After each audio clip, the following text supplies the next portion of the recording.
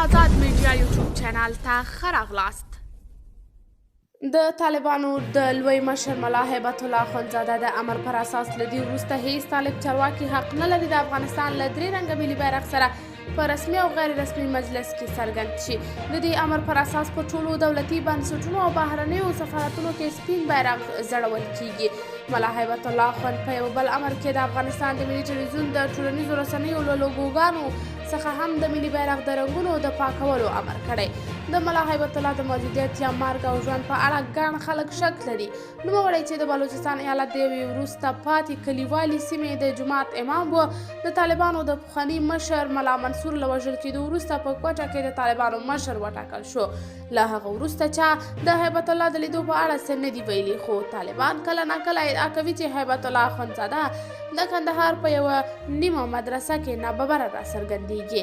د ملي بیرغ په اړه په ټولنیزو رسنیو کې ملا هیبت الله اخند ته منسوب دوه حکمونه خپاره شوي چې طالبانو تایید یا رد کړي نه دي.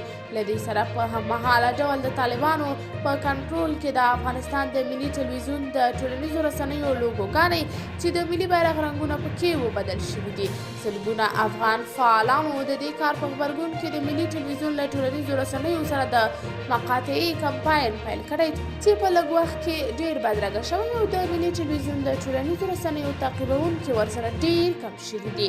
د افغانستان له ملي بیرغ سره هغه مهال حساسیتونه ډېر شول چې دا بیرغ د کوزې پښتونخوا ملتپالو ډلو د پوځ د نارواو پر ضد په خپلو مظاهرو کې ورپاوه. قدرمنو لیدونکو، تاسې د طالبانو دغه کړنې څنګه ارزوئ؟ په دې هکله مو نظریات راسره کمنټ کې شریک، ویډیو لایک او چینل سبسکرایب کړئ.